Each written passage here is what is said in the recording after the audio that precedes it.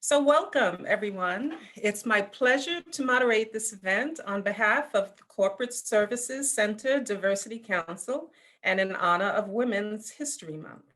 I'm very excited to introduce you to two women who embody excellence. For those of you who may be familiar with them, we hope that you will learn something new. We do have time for Q&A, so please enter your questions. If you comment in the chat area, please include all attendees in the dropdown. This session will be recorded on ODI's YouTube channel. My name is Lyndia Hayden, and I work in the Office for Diversity and Inclusion. And it is my pleasure today to have conversation with leaders. Our guests are Alicia Gresham and Dr. Angela Lamb. Alicia Gresham is the Senior Vice President and Chief Operating Officer of Network Practices. She has successfully managed the operations, financial performance, and expansion of the network practices, which are the Mount Sinai ambulatory practices spread across the 5 boroughs of New York City, Westchester, Long Island, New Jersey, and Florida.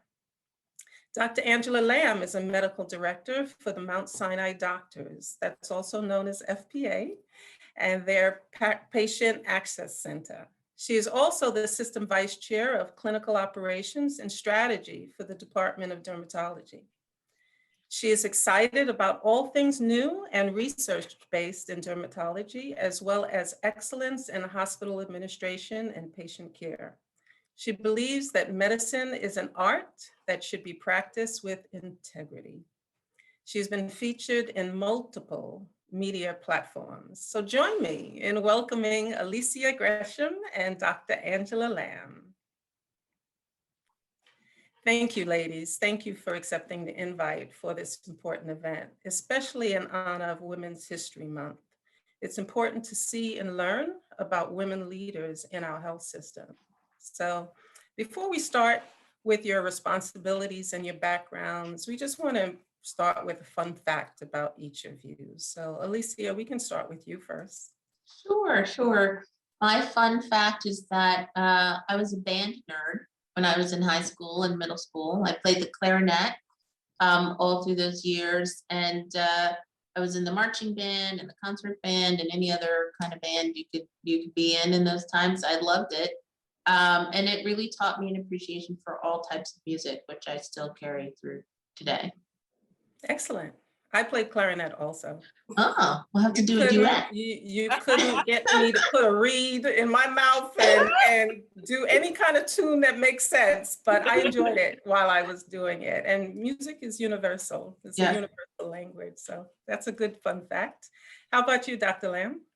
My fun fact is that I really love and am passionate about cooking. So in my free time, particularly before COVID, I used to take cooking classes at ICE, the International Culinary Institute.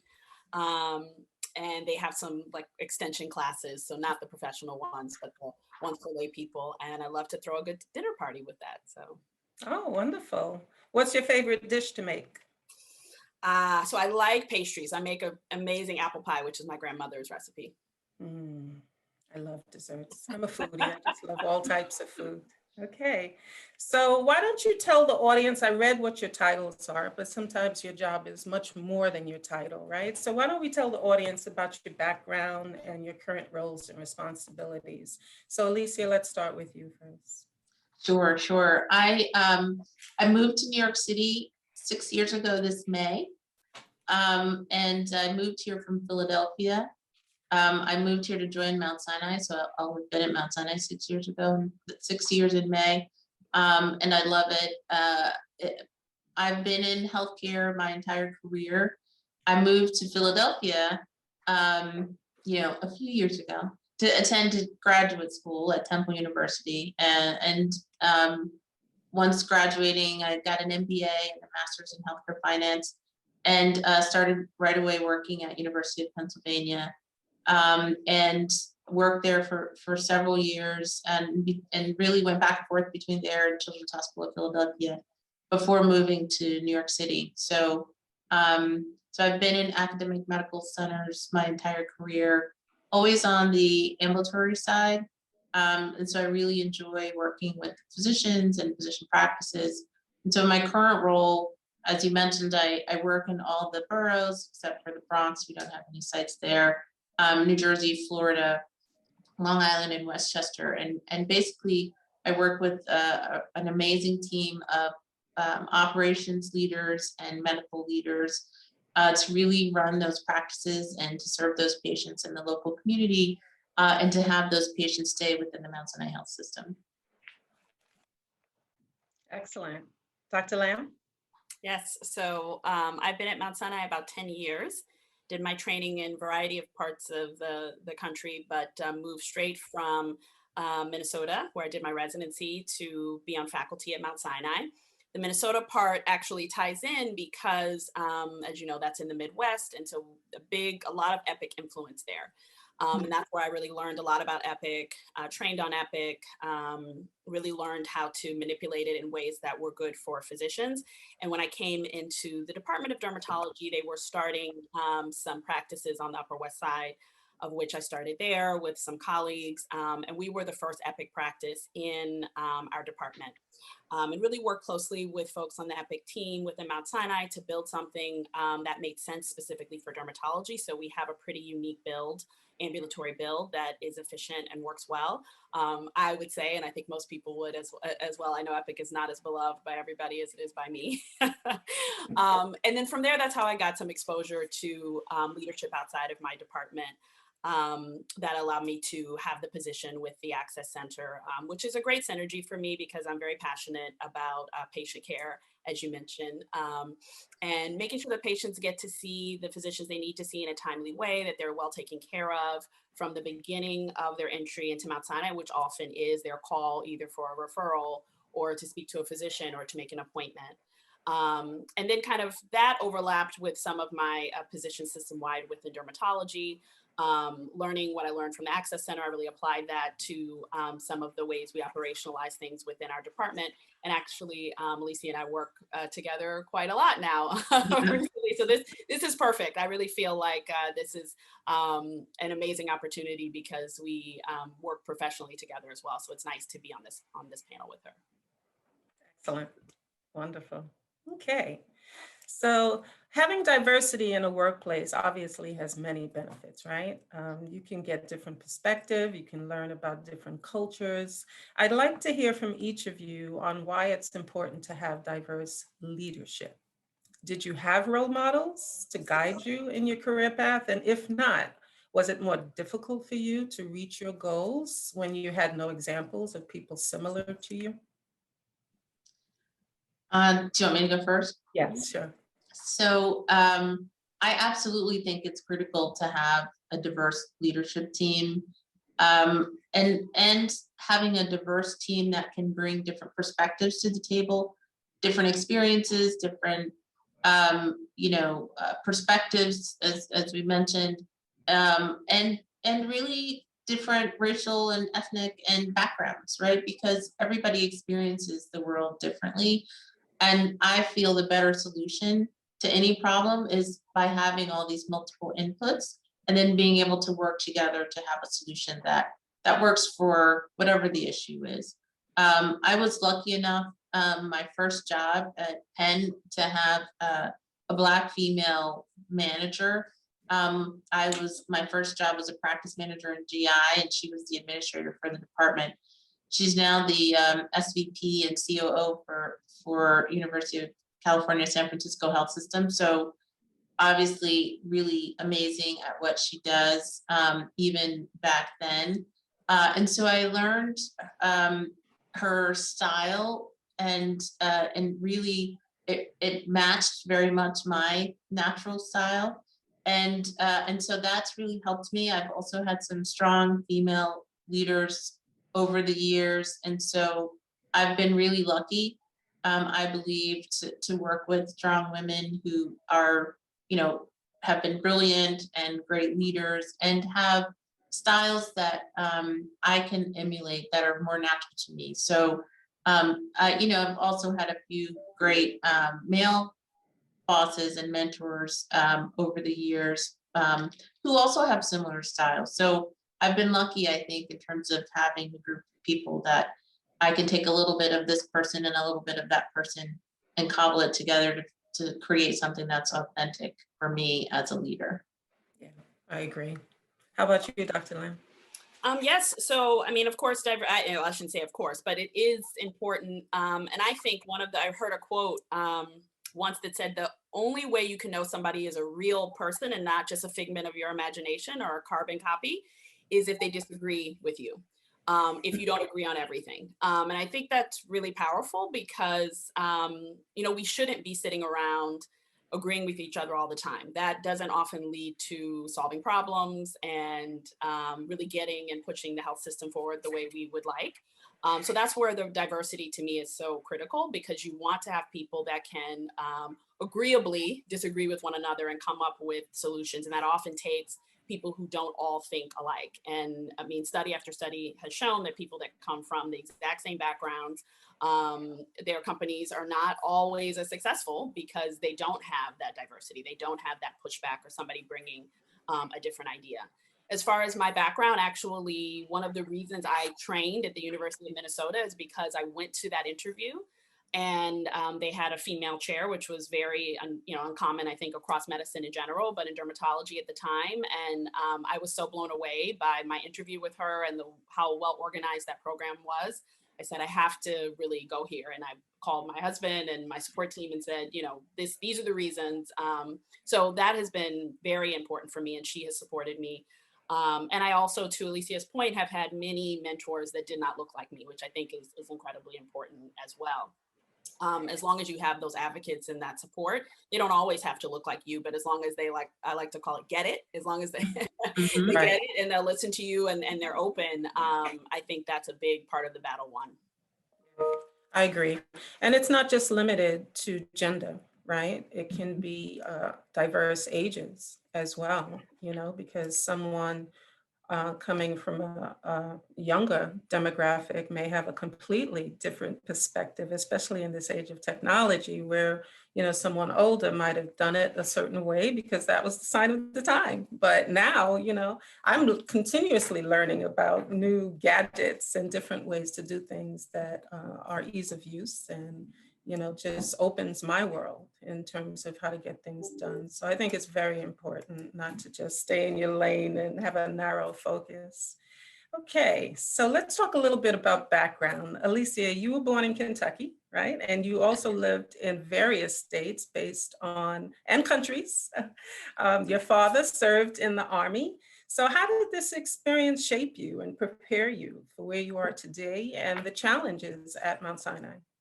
I think it was critical. I'm naturally an introvert, so I think it forced me to be more aware of and step out of my comfort zone and meet new people and have new experiences. And so that normalized that for me. And so I seek that out now, as opposed to, I certainly enjoy doing things with a smaller group, but I like meeting new people. I like experiencing new things. And one of the reasons I was drawn to the position here at Mount Sinai was because it was such a broad geography that I was really interested in learning more about, the different little microcosms of New York City. And there's certainly many of those.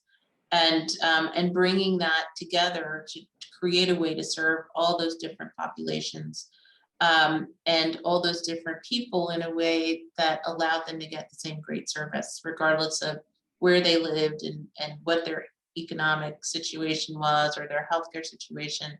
And that health equity aspect is really important in terms of being able to provide the same level of care to people across a broad spectrum. So I think experiencing that diversity growing up, of living in multiple places and meeting different types of people has really been a significant part of my philosophy in terms of how I deal with the world and deal with work. Excellent. Wonderful. And Dr. Lamb, you were raised in Jackson, Florida, where you are right now. Yes. And how did that shape you growing up in the South? How did it shape Yeah. you to the woman you are today? Well, I would say, I know I'm biased, but I do feel like there is that true Southern hospitality that is just viewed in you when you grow up in the South, that I've really carried over into how I treat patients, how I treat my teams.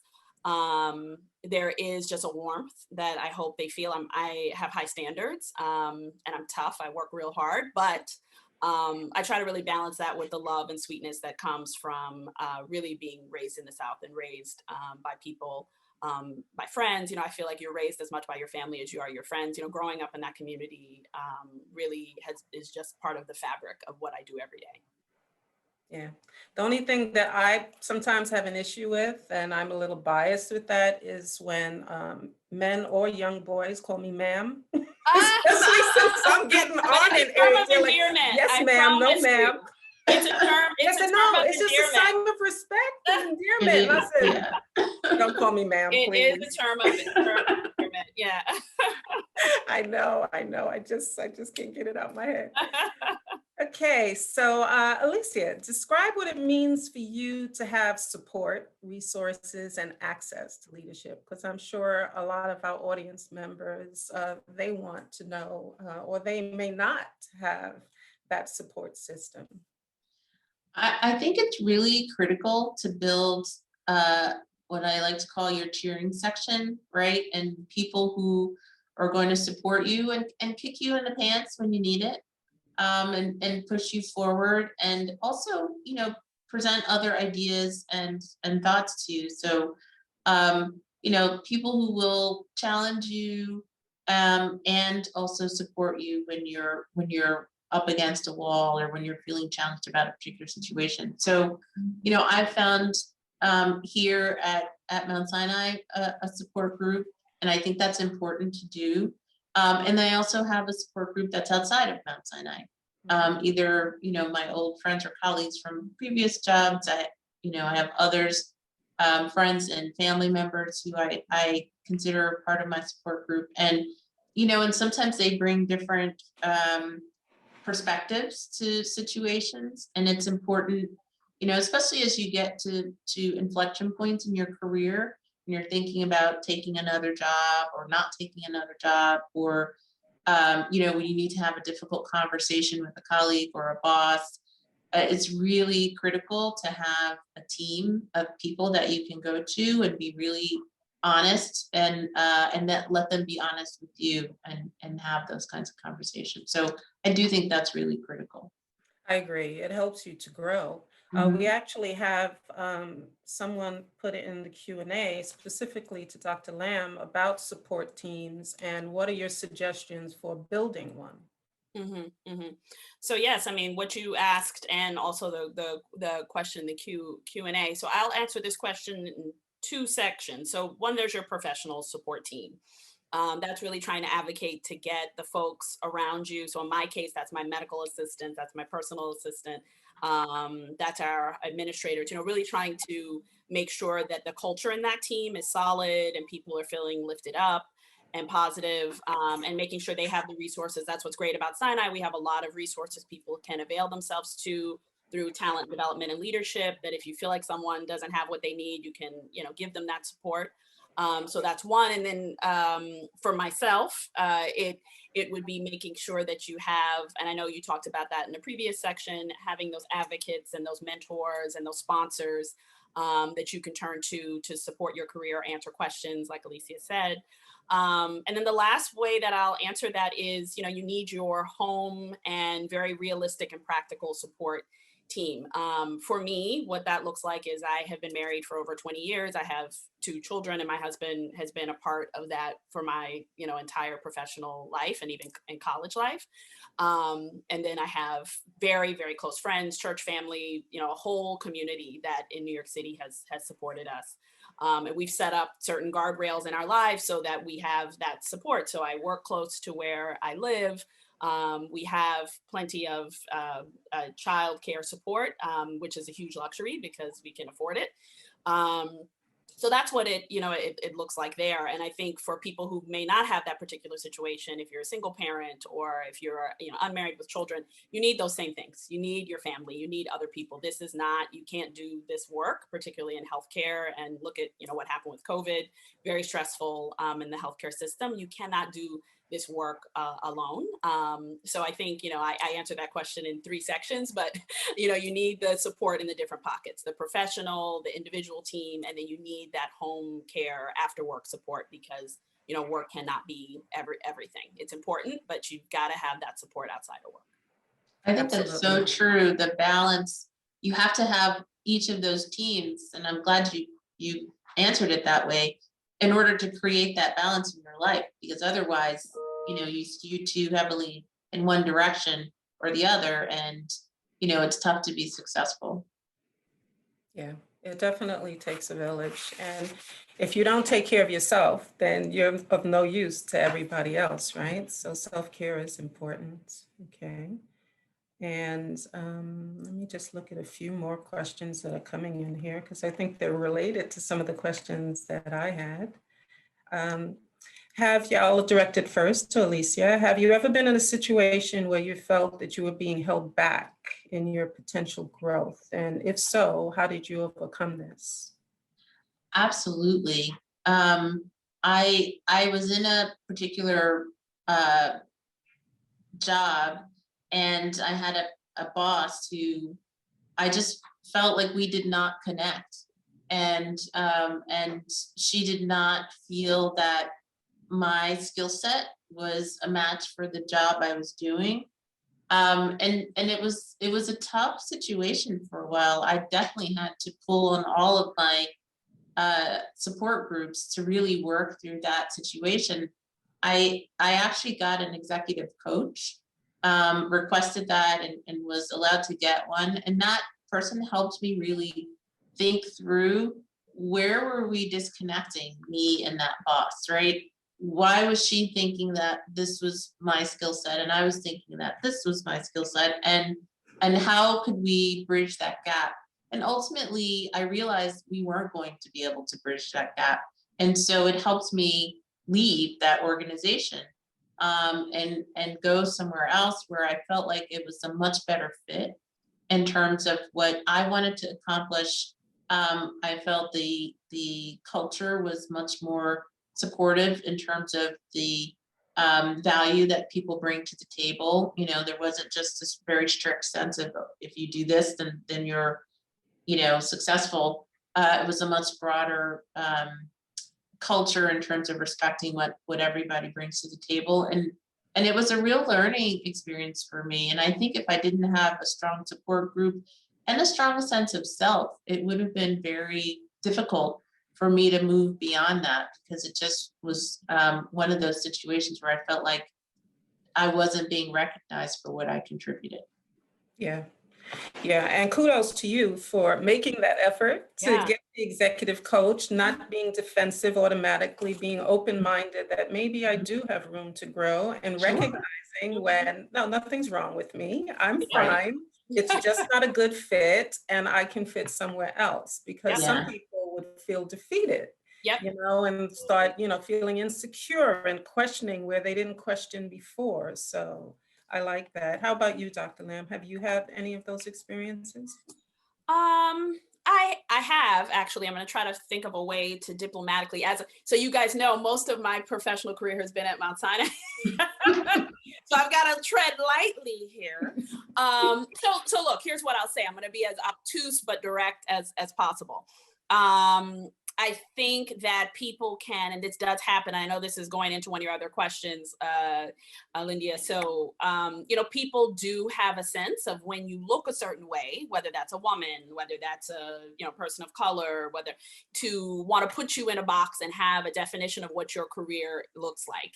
And I have had experiences where, everybody wants me to be, a particular type of dermatologist, the skin of color, and at the end of the day, if that's not your interest, so to Alicia's point, if that's not your skill set nor your interest or where you want to go in your career, sometimes you do have to be very vocal and either make those hard choices, say it to someone 5 times until they really get it. Get the coach, do whatever you need to do intentionally, because I do think it is more challenging for women and people of color who folks want to really put us in boxes. I'm sure, these are the jokes and the things people talk about when nobody's listening, but, women, we can do, that's why it's great. We have our CTO is a woman, but, we can do technology, we can do finance, we can do, Yeah, exactly. we don't, we can do more, and no shade on HR, again, this take no offense, but there are a lot of organizations trip up where they have very specific roles. They say we're diverse, but then the folks in those roles are always the same person for those exact same roles. And so we want to have the diversity, not just in the organization, but across platforms in where we are represented. So that's where I've had the challenges, is people really saying, oh, you're fantastic, do this thing, but you're like, but no, that's not my skill set. That's not what I want to do. And so I think that you really have to be intentional in whatever that looks like, whether that's getting a coach, whether it's actually leaving an organization, you have to work hard to fight against that. Yeah, I can definitely relate to that. I've been in IT for decades, really, as a project manager, and people tend to see you just as that. But that characteristic for being a project manager can lead you to do many other things also, but people really just want to keep you in the box. And I am appreciative that I am still project managing now, but I'm also doing other things, so I can certainly relate. And I think people don't realize how limiting it is. I think if you were to hold them on a carpet and say, well, hey, what, I'm sure, Alicia, in your experience, when you said, but what, they're like, oh, but I'm lifting you up, I'm this, and it's like, but you don't realize that's still limiting me and holding me back. If I can see that whatever this thing is you think I'm great at is only has a particular ceiling. Yeah. Right. When the sky is the limit, really, only if they let you fly. Okay. So we talked a little bit about that. One of the questions I had was about stereotypes and attitudes that can hold women back. So we talked a little bit about that in reaching your goal, and it ties into one of the questions within the chat about giving women confidence, especially when they're speaking to a group of people who are your seniors. So I'm pretty sure that this still happens to you today. And how do you work around that or deal with it? Having the confidence to speak to people who are at a senior level. Yeah, especially when they might think stereotypically that, a woman might not know this or have had enough experience with it. They're the leader. Right. I think that, and many people will probably relate to this, is that you really have to do the work, right? And know your stuff. And you don't have to know it 100%, but you have to know a lot about whatever the topic is that you're going to be speaking about, right? Especially if you're speaking to people who expect you to be knowledgeable or who are also knowledgeable and may question you. So I think it's important to do your homework and understand whatever it is that you're going to be talking about, and who is your audience and what is it that they want out of this conversation. Are you educating them? Are you asking for something? Are you representing, a group of people or an issue or a topic? And I think, making sure that you understand what the goal of the conversation is and what you want out of it and what they want out of it, and being clear about that, in addition to understanding the topic itself, whatever it is. I think those are good, solid approaches to any difficult conversation, is understanding those pieces. Right. And then you gain respect that way also. How about you, Dr. Lam? No, I agree with everything Alicia said. I would just add, interesting that she brought up, she got a coach or whatever. I think that's so powerful, because there are classes. So for those of you listening from Mount Sinai, we have public speaking, this, confidence, and that, we have those available. And I think often people, think it just comes through like osmosis, or you just got good at something. It's like, no, like it takes rigor, it takes practice sometimes. Certainly there are gifts. Some people are gifted in certain areas, but often You'd be surprised about how many people who you think are gifted, when you scratch beneath the surface, they did what Alicia said, did the work, and that might include a course. That might include practicing with somebody. You know, it really is sometimes doesn't come quite as easily as you might think. Yeah, yeah. I see a good question coming in from this same person. Great questions, Rebecca. In your career, have you felt you've needed to minimize your femininity to be more successful? You know, we hear this phrase, imposter syndrome. Have you experienced that, Alicia? Definitely, I think earlier in my career, when I was less confident, and again, I had good female role models, so I didn't really, I would say I didn't really minimize it, but I didn't put it on display. I felt like I had to, you know, wear these clothes and not wear this much jewelry, or not do my hair this way or that way. And eventually, once I got more confident, and I've found that, you know, at the end of the day, you have to be your authentic self to be successful, and to just, you know, not carry that imposter syndrome. You know, the weight of that can be awful. And so in order to just push that aside, you have to learn who are you? What is your authentic self? And then strive to be that in your, you know, how you show up every day. And people will respect that at the end of the day. And if they don't, it's about, you know, showing them something different, right? And being you know, something new in their lives, or being in an environment where that's welcomed. And I think that that's important. You know, we mentioned self-care earlier. I think that, you know, you have to sort of be able to be comfortable in your own skin as a leader and as a person, and be able to show up that way every day. Yeah, it's liberating when you can be your own self, because you don't have to be on guard all the time, you know, watch what you say, you know. And people, I think that they can get a sense when you are being authentic and that you're shining and you're comfortable. I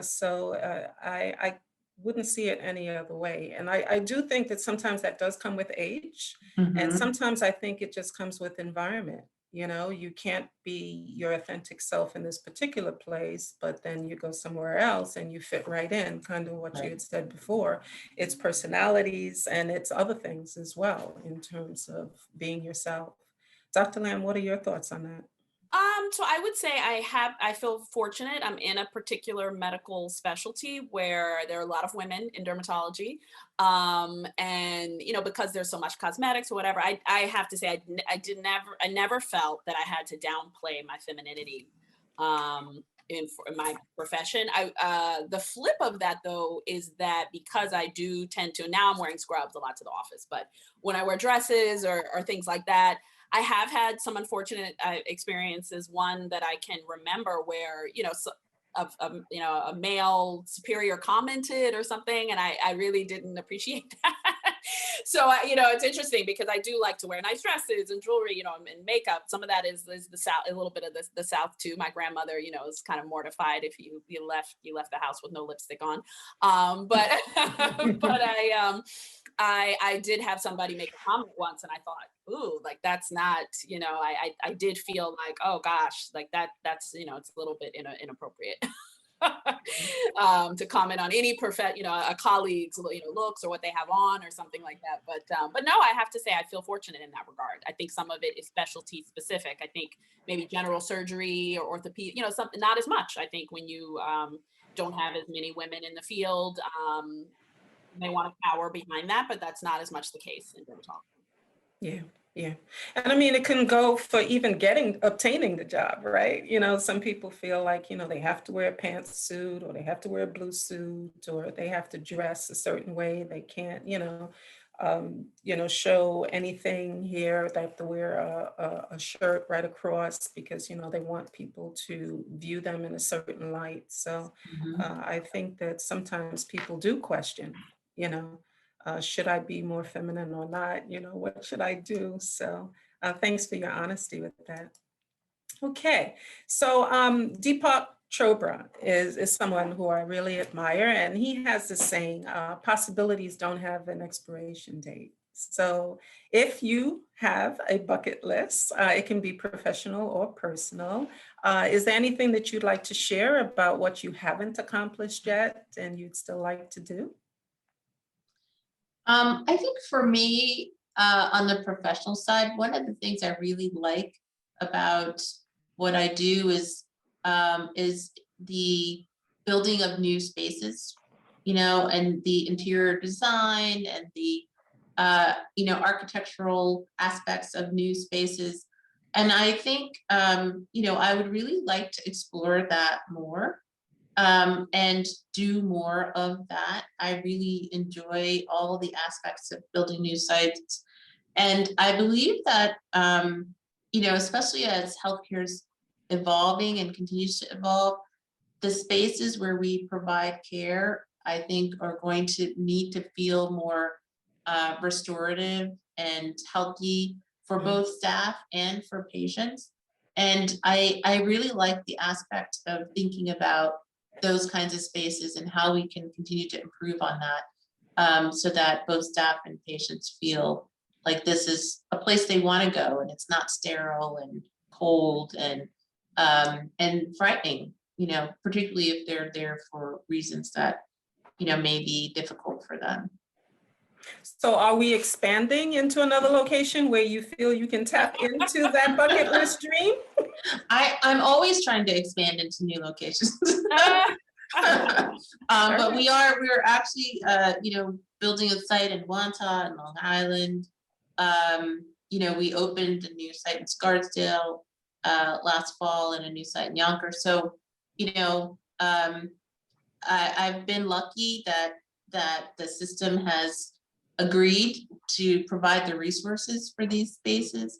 And I just think it's important, right, that we build spaces that people want to go to, people want to work in, and that it feels warm and inviting and comfortable. Wonderful. Okay. So Dr. Lamb, how about you on your bucket list? Is there anything that you haven't done yet that you want to? I would like to teach more. I because of the nature of how I practice and then some of the other administrative roles, I don't get as much of an opportunity to teach, and not just residents, but really to share some of how you grow a practice, build a practice, make patients feel welcomed and warmed. I think that these are things we should be more intentional about. So that's definitely on my list to really help grow some of that within the healthcare system, because I think that it's not, it doesn't just come from, manna from heaven. These are intentional things that we can really talk about and do more of. I think medical education is very science-based, and we spend a lot of times checking boxes and making sure you know what you're doing, and you don't leave yourself vulnerable with patient care. But there's a lot of healthcare and practicing medicine that we could do more of after people graduate and do post-training. That's on my bucket list to do. Okay. You would be great at that. Yeah. And fortunately, we work in an institution for both of you to fulfill your dreams. Okay, good. So Alicia, what's the best advice you've ever received or have given?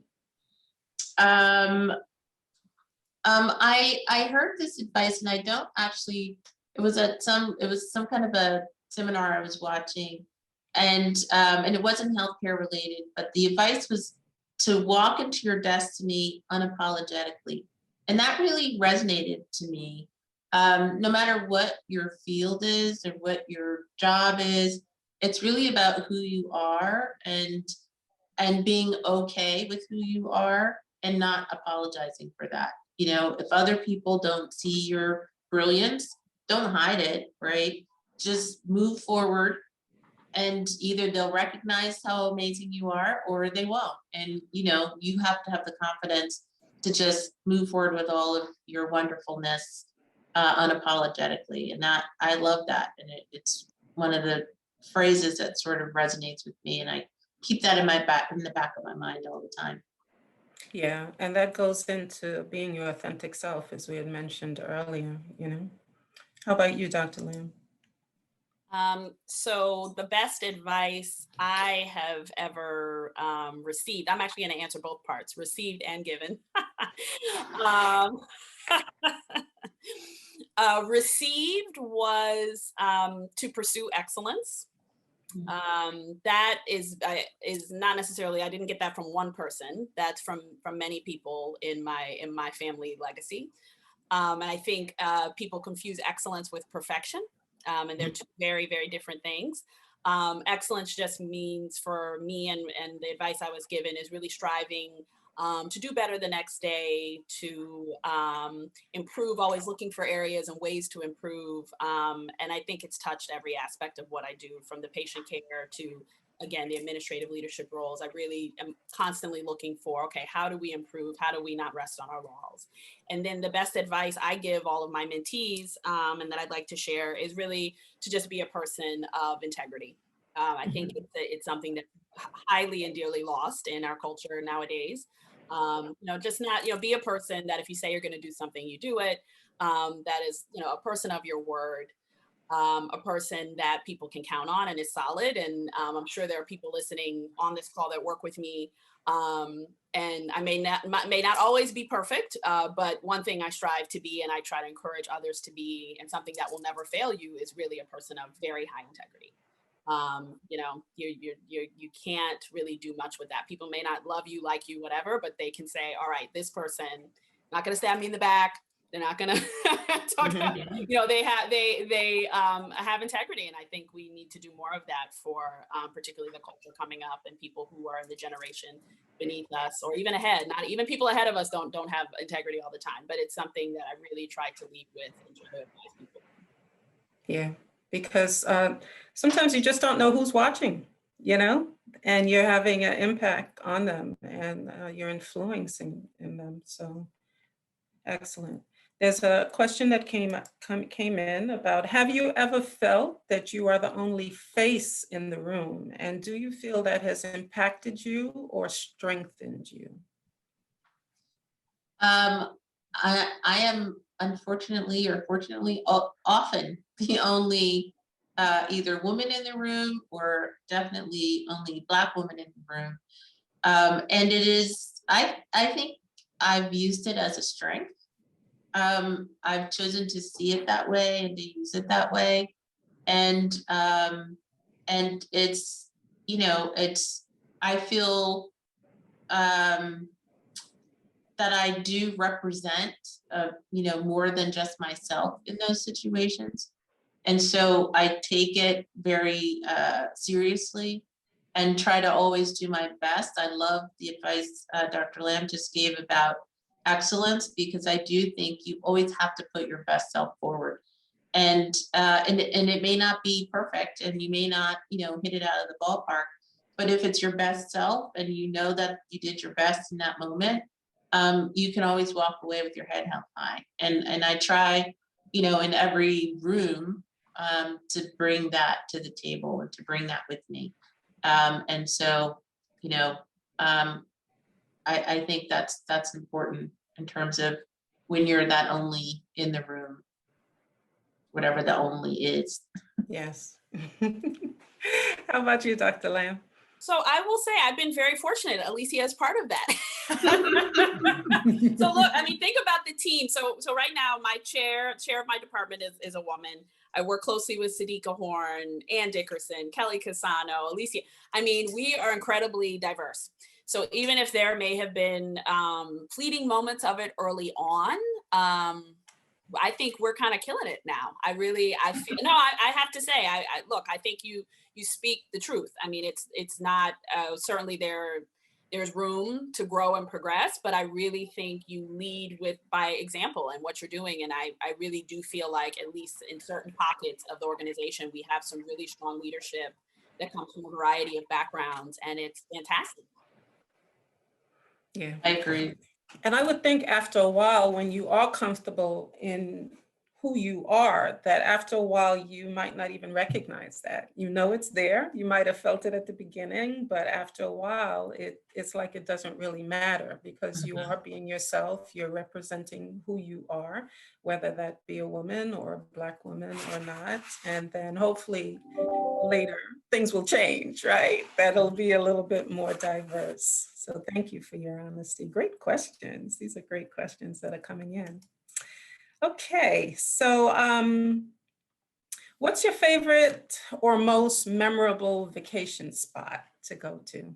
I know that this is during the pandemic, we're not traveling, but let's go back in the memory bank, you know, prior to the pandemic in terms of where you visited.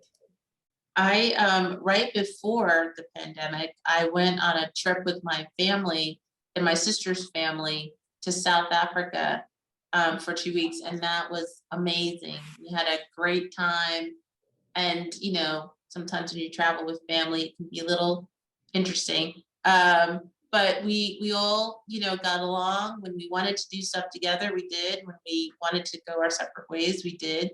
And it was an amazing trip. And so we've decided post-COVID, we're going to do a trip like that every year. So this year we're planning to go to Bali, and hopefully, assuming everything, you know, goes the way we all want it to go. And so I think that's fun to travel with people that you really enjoy hanging out with. I think is great. Wonderful. So my favorite is Turks and Caicos, hands down. Turks and Caicos, beach vacation, beautiful water, not a lot of beaches, not a lot of waves on the beaches. Lovely people, and we'll have to talk offline, Alicia, about South Africa, because we went December 2018, and it was, I will pull it into this conversation. What was powerful is the first country I've ever been to in Africa, and it's very powerful to be in a place where everybody looks like you. Yeah, it was. I mean, they have a complicated history, as we all know, apartheid and this. I mean, it's not they're not perfect, but just walking around. I mean, it was. I had never experienced anything like that, so I thought it was. It's not my favorite necessarily, but I think it ties into this conversation because it was really amazing in a country like that. But yes, Turks and Caicos is my favorite, hands down. I haven't been. I'll have to go. Yes. Yeah. Okay. Great answers. Wonderful. Okay, I'll go back to the chat. So it said, what are your expectations of leaders, not only as at Sinai, but throughout your career? Expectations so other leaders. Of other leaders. You know, I would tap into some of the things that Dr. Lam's already mentioned about leading with integrity, right? If you're gonna being truthful and having that integrity and working with people who are going to be honest with you, right? And do what they say they're going to do. You know, working with people who have a vision. I really respect leaders who are visionary and can see down the road where we should be and what's happening in the environment around us, and how to really be able to pull all that together and provide direction, especially for a large organization or a system. You know, and I've been lucky to work with some visionary leaders and learned a lot from them. So I think, you know, having vision, being able to communicate that vision, and then really working with integrity, I think is also really key. Yes, so the integrity, I mean, what I said about integrity still holds. I think that really applies. I have a pretty high threshold for the integrity piece. It's pretty critical for me across teams and leadership.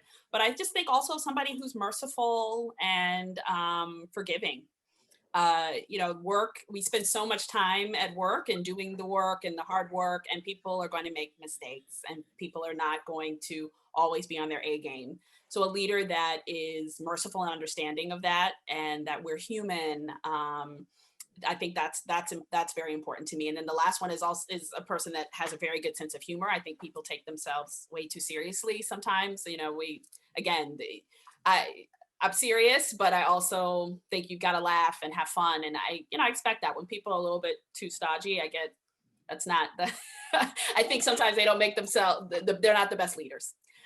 because they're taking themselves then too seriously. And again, it's serious work, but you know, yeah, just let your guard down a little bit. So those would be my things: the integrity, somebody who's merciful and forgiving, the way I would want somebody to be for me. I haven't always been my best self at every moment. And, you know, I've been able to apologize and people have forgiven me for that. And then lastly, somebody who has a good sense of humor.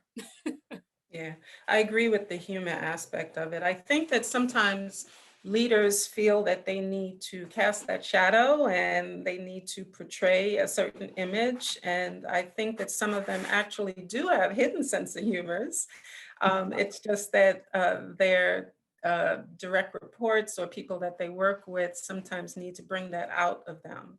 I think also it depends on the moment, you know, if you're talking a very serious subject and it's a lot of people, but I found sometimes even prior to the pandemic, when you get to know people outside of that meeting, just in the hallway or, you know, getting a cup of coffee or whatever, you start to learn certain things about them. And, you know, sometimes the humor can border on sarcasm, but sometimes that's funny too, right? The way it's delivered or how just the perspective that they think of. But I agree that a little humility and humor and empathy and integrity and vision, all of those things are important characteristics. Wonderful. So we're nearing the end of our session, but I do have a question about change because change is constant and we have been experiencing a lot of change, especially over the last year. We're still continuing to experience change during this pandemic, learning about new normals. So what tips have you learned to adjust? Are you continuing to learn or you learned them last year, you're applying them this year? Can we just talk a few minutes about that? Sure, I do think change is constant, and I think that's a good thing. I think that people are um, who keep an open mind about learning new things, doing things in a different way, not just for the sake of it, but to improve how we're delivering care or how we're doing a particular job. Being open to that is really critical. I've found that, you know, when you're introducing change to people, it's important to respect how they feel about it. I might like change, but not everybody does, right? And so just acknowledging that, respecting that, acknowledging that it may be difficult for them, um, and that, you know, we'll support you through it, right? Whatever that may need to look like. But at the end of the day, you know, I think we all need to keep moving forward. We can't sort of stay stuck in the same place. And so helping people to feel supported through that, I think, has been critical, and helping them to see the value of why we're doing it, and what the benefits might be for that particular change, is also helpful. So people feel like they're working towards something better. I agree. Dr. Lamb? No, definitely. You know, they say, what is it, change or die? I mean, you just become obsolete. So as a healthcare system and as people, whatever your professional goals are, really trying to be flexible and not as rigid. That's something I have had to work on over the years. I have a very my temperament leans towards, you know, in that Myers-Briggs, I lean towards the very pragmatic and practical, and, or, you know, and so I have had to do some work on myself on being a little bit more fluid, and helping people manage the change, I think, is incredibly important. So there's the change part, but then it's helping your teams really get through it and manage it, because when it's not managed, I mean, a whole bunch of research, you know, MBA research, I'm sure, Alicia, as you know, has been done. People take whole classes on change management. Yeah. A lot of research, you know, it has these different phases similar to the phases of grief on teams, of, you know, so really help getting ahead of that and helping people manage the change, whatever it is, because it is coming, is incredibly important, and it's important to be intentional about it. Yeah. And because I think sometimes people like take it personally, you know, if you're trying to change something, it's like, you know, well, what was wrong with it before? Or what does that mean for me? What's the impact? You know, it doesn't always mean a loss of a job. It means sometimes learning new skills, just doing something different, being more efficient. more productive. So I think that explaining it and taking into consideration different roles of that impact is important. And I think that people respect that when their leaders do take those factors into consideration, as opposed to just announcing that this is the change and it is what it is, and let's just all get on board and not having any discussion about it. I think you have a better adoption rate when people feel that they're part of the process. Maybe the decision was already made, but this is how we're going to do it. And even from hearing some of the feedback, maybe some changes will be incorporated from the change. You never know. So that's good. That's great. Okay. So it's been wonderful to speak to both of you. I feel that, an hour is not enough. And I'm fortunate that we do have other circles that we can get to interact with each other. Are there any parting words that you'd like to share with the audience before we end this session? I want to just say thank you for inviting me to have this conversation. It's been amazing to do it with Angela, Dr. Lamb, who, as she mentioned, we work together and sharing our journeys with other people, I think has been helpful. Hearing her journey has been helpful to me. And it's just amazing. I think that we have these opportunities at Mount Sinai to share this with a broader audience. So I appreciate being able to participate, and I really enjoyed the conversation. So thank you. Yes, I would echo that. This was amazing. And I think as a person, I was actually an anthropology major in college. And so as a person that likes to study people and the way they interact, what I think I hope people take away from this as well is Alicia and I are both, women leaders and women of color, but we're very different and in a good way. So I think sometimes that gets lost too in diversity conversations. No group, again, white group, Black group is a monolith.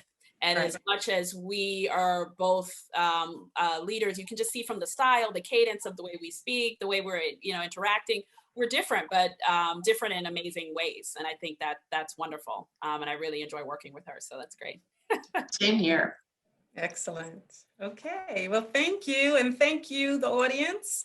We are going to share this recorded session on ODI's YouTube channel, probably within a week or so you can share it with others who weren't able to attend. Thank you.